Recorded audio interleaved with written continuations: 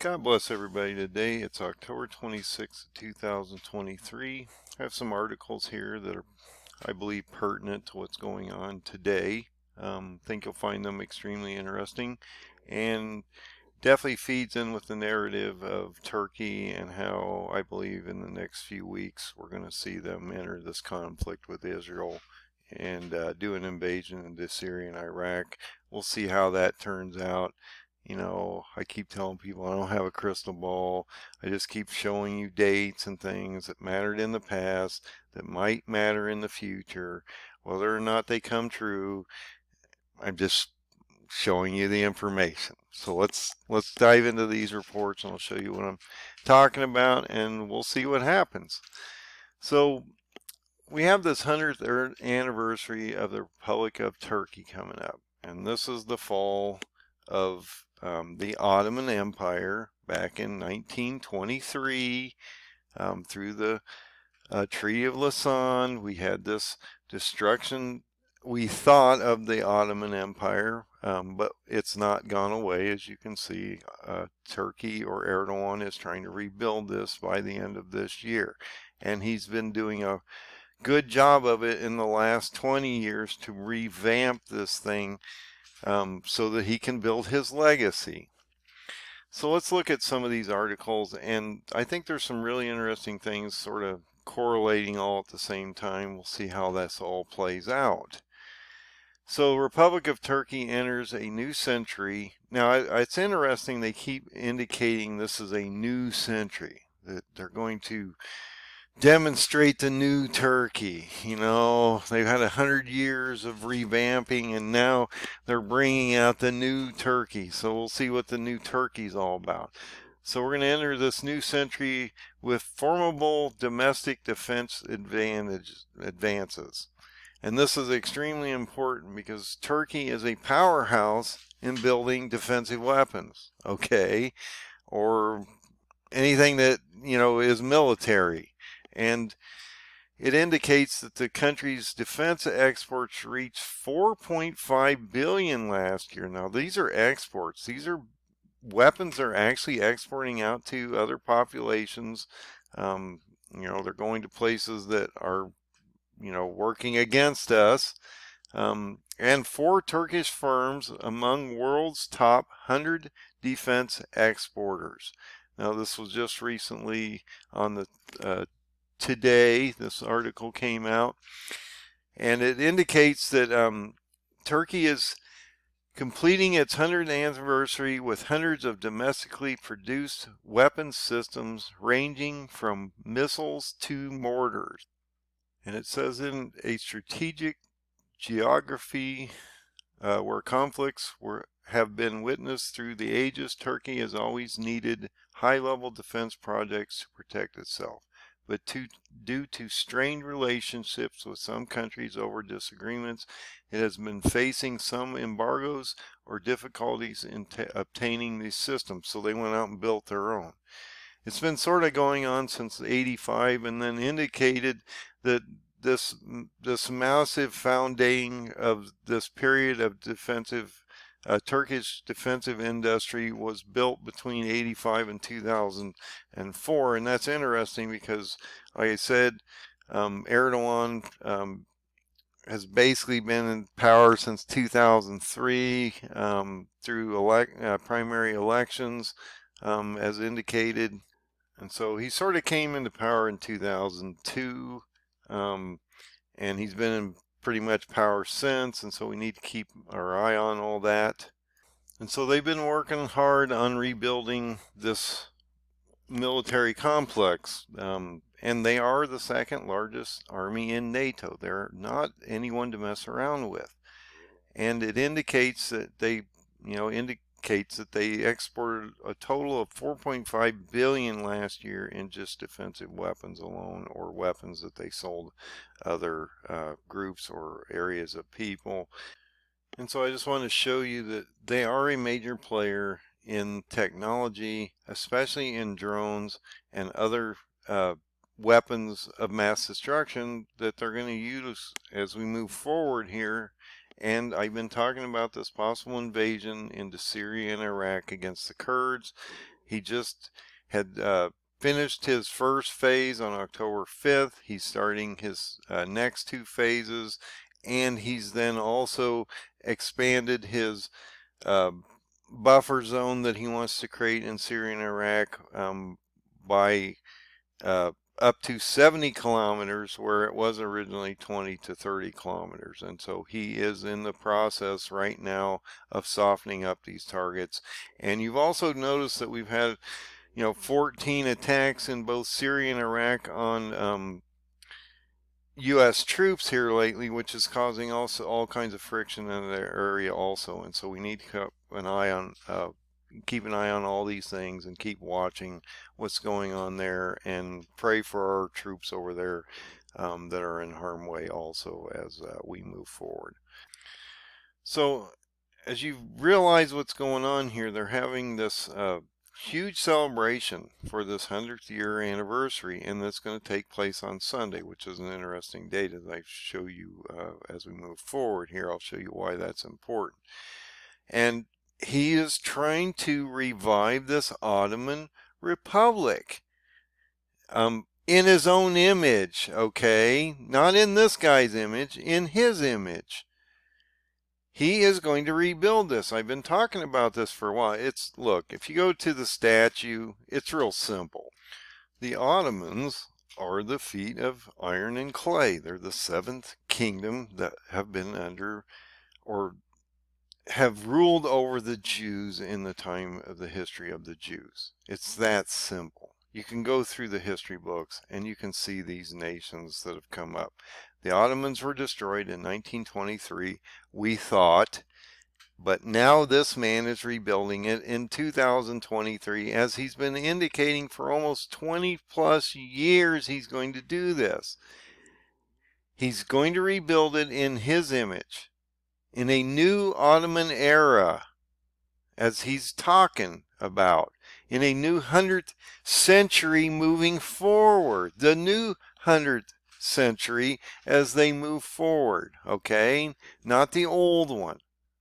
It's interesting, in this article it indicates that now Erdogan is walking a fine line between paying respects to this old Ottoman Empire, emperor who created the country, and building his own legacy. So Erdogan is concerned about his own legacy and how he's going to be presented in the history books as he moves forward. This is not a young man anymore.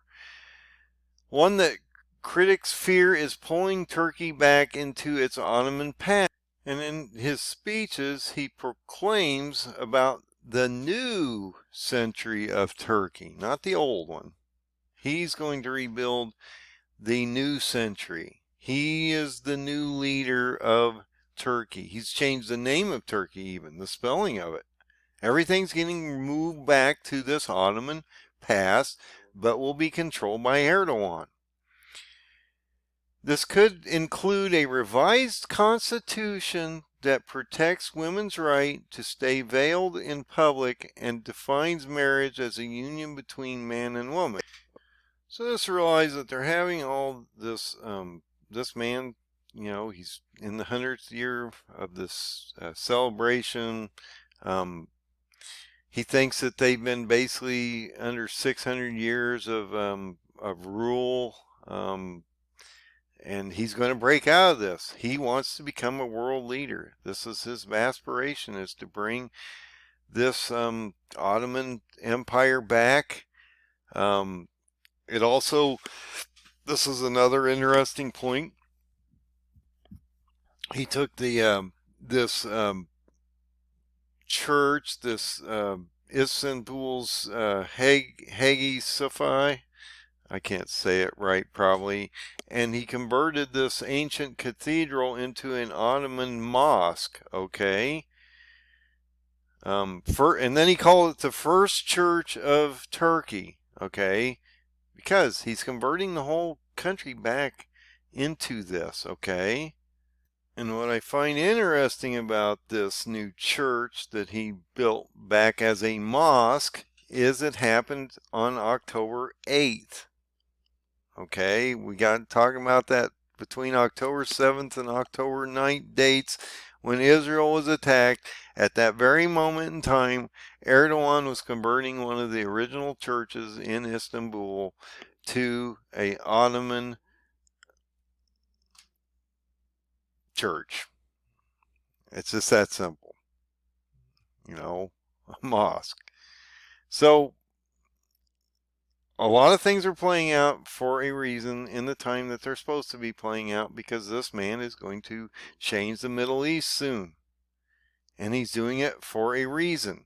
He is ideologically driven to rebuild this Ottoman nightmare that's getting ready to come upon you. And if you don't understand what this is, you need to go back in the history books and understand what the Ottomans were.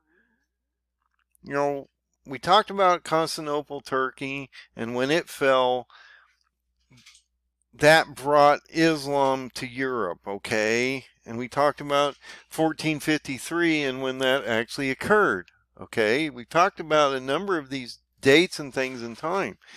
And I know some of you don't agree with the past to future prophecy thing. That's your problem, not mine. I'm just showing you where the information is, how you can sort of see what happened in the past and see how it might reflect the future.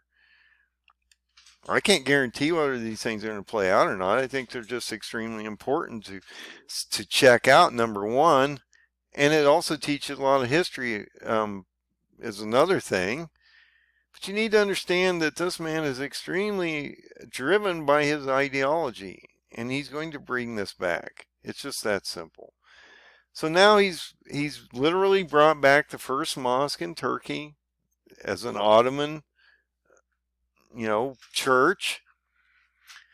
He's celebrating his 100th year of the old Ottomans that's combining into a new Ottoman century of 100 years as we move forward. So that's extremely important. He seems to be lining up with my calendar on dates of when he's actually doing things that are affecting not only his country, but it seems to be Israel's being affected at the very same time. And I talked about those dates between September 18th, October 9th. This falls right in the middle, right at the end of that. We saw Hamas attack on the 7th. And then we started to actually see resurgences and other things on October 9th. This fell right in the middle of it all. So whether that matters or not, it does matter in the sense that he's rebuilding the Ottoman mosques and different things like that. His churches, you have to realize that he's not moving towards the West. He has his own ideology, and he does not agree with our ideology, as he's come out very sternly against America and Israel about the massacre that's potentially happening in Gaza, in his words. Okay? So it's extremely important that you understand all this. It's extremely important because this guy's going to play a major role in what's happening as we move forward. So in this article, they're talking about all the different things that they're going to do during the festival, things that they're going to present. I'm sure they're going to have a big military parade and all kinds of stuff to bring in the new century of the new Turkey. It's even spelled different because it brings back the old Ottoman nightmare. According to the statement, the events will feature revolutionary breakthroughs implemented over the centuries since the foundation of the Republic of Turkey, which emphasizes the Century of Turkey roadmap, the new roadmap moving forward. I think it's extremely important we understand what that new roadmap is. As part of the events, Turkey's accomplishments in various fields over the past 100 years, from the defense industry, wow, we just talked about that, to culture, will be narrated through various digital exhibitions and 3D displays. Pretty high tech. A virtual show featuring drones and fireworks will be held in Istanbul, but the 100th year march will resonate in historical locations with special light shows, the director said. Further, special exposition titled From the Past to Future Turkey Century will be set up in the front of the cultural center in Istanbul's Taskim Square. Probably saying that wrong. It will provide an interactive and a technological experience for citizens in water scenes, water shows, and scenes broadcasting 3D content. So there's just all these interesting things are going on during the 29th of October, which is an interesting thing as we move forward. I want to show you why that might matter. And so we have this partial lunar eclipse that is happening at this very time. And so I think the timing of things like this are extremely important because God shows us signs and seasons and the sun and the moon and different things like that. So we should be watching for things like this that might matter to us as we move forward. This is an extremely interesting partial eclipse that happens between October 28th and 29th. Now this is for Europe, Africa, it's going to be over Turkey, Western Australia, different areas like that. North America will not see it, so it's over in the Middle East, over this area. I'm going to show you this map. This will show you the area that's going to affect the most.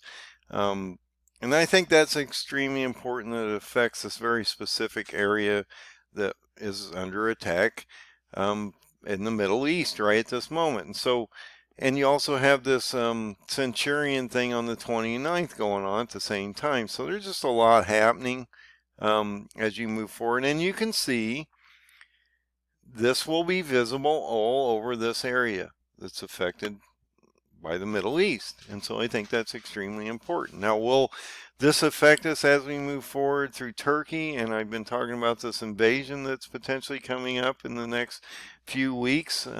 We'll see how that happens. But it's extremely important that you can see the movement of this, that it happens on these very specific dates, and all the different information out here that you can go and look at. Okay, I'm not going to get into a lot of this stuff. I've always tried to show you the information. You can come out and look at them and see how it affects us as we move forward. It may not affect you at all. It could be just something going on in the sky tonight, folks. But it is important that we show you all these things, and then you can make a determination as we move forward if it actually affects us into the future. I think Erdogan is waiting to do this invasion after this ceremony, because then he'll start his new centurion 100-year, his legacy, not the last guy's legacy, his legacy. And so the other date that I keep throwing down in the near future is this November 5th date where we had this Battle of Issus, which would be the potential attack onto Turkey before he invades into Syria. And this was done through Darius the Mede and Alexander the Great. We've talked about how this happens, how Erdogan pulls down in the very specific area of Turkey as right before he moves into Syria. The Kurds come up, attack them.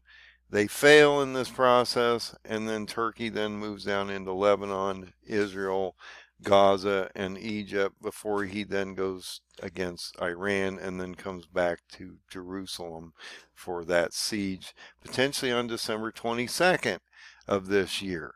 We'll see if that actually happens or not. I'm just showing you the dates and that all these things matter to you, okay, as we move forward possibly. So it's important that as we get into these maps, it's interesting that it goes through a lot of different things. I'm not going to go over this too much tonight. It talks about Issus. We've talked about Issus and where that is on the map in Turkey. So if you go into the Middle East map, that would be this area up in here, right around in this area here. So Turkey would start to pull their forces down in here for an invasion into Syria. The Kurds come over the top. They get countered. They fall to Erbil. Turkey would then come down into Syria, to Lebanon, to Tyre, around Jerusalem, into Gaza, into Egypt. He comes back to Tyre, takes on the Kurds again in Erbil. They fall to Baghdad and end up in Shush, would be in Daniel 8 prophecy. Once Iran falls, and this has, so in this case, the Kurds would align with Iran. Once that alignment happens, Turkey would come over and crush both nations.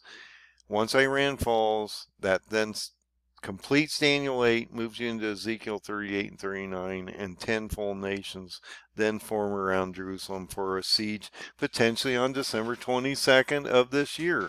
We'll see if that plays out or not.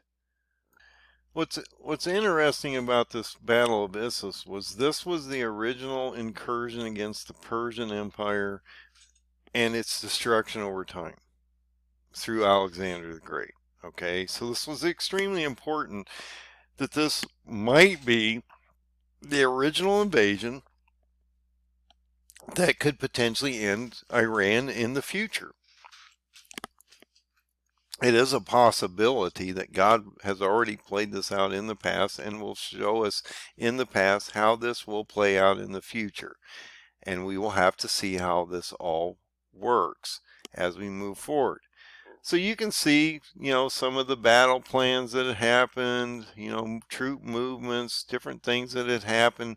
And then there was a decisive attack by Alexander that broke the Kurdish lines and forced them towards the east prior to going down into Lebanon. Okay, so it's extremely important that we look at all these dates and different things and see whether or not they might play out in the future. One thing I've learned about the Jews is, and their history is, a lot of things that happened to the Jews, just like the Yom Kippur War that happened in 73, happened in 2023 on almost the exact same date. The destruction of the first temple of Nebuchadnezzar was the same date that the second temple was destroyed. Okay, so we keep having these reoccurring events that constantly reoccur in the past that seem to affect the Jews as we move forward in the future. And so I keep bringing these things up. And I have people throw it back at me all the time that it's just too, it can't happen like that. And I keep looking at me at why. Why can't it happen like that? You think God's not already shown you this whole story? I get frustrated with people that don't seem to think we can know anything and just walk into darkness. It's frustrating when you have all this history to look at, and then when you go back in the history of the Jews, you realize, wow, these things keep reoccurring constantly. Maybe we should watch at what's going on as we move forward. And I talked about this paradigm and how it is a past to future paradigm, and it's seems to be playing out as we move forward. Now, will it? Look, I'm still waiting for confirmation. I've been talking about this for a long time. I have people out here that seem to think I'm so sure of myself. I'm waiting for confirmation here, folks. Daniel 8 is my confirmation. If Turkey invades and goes against the Kurds and pushes them off and then enters into Lebanon, I'm pretty sure this is playing out. We'll see what happens in the next few weeks, next few months. We've got this window between now and December 22nd that I think is extremely important to see how this plays out. And I would like to let this play out. People want to destroy me before this actually occurs. If it doesn't occur in the future, I'll be the first one to admit that I was wrong. I'm just showing you as an analyst the stuff that I found and how it might affect you as you move forward. But the paradigm does seem to be playing out at this very moment, and we'll have to see how that plays out as we move forward. God bless everybody tonight. Hopefully this gives you some information as we move forward in the next few weeks, and we'll see how this all works out. God bless. Find the open door. Find Jesus.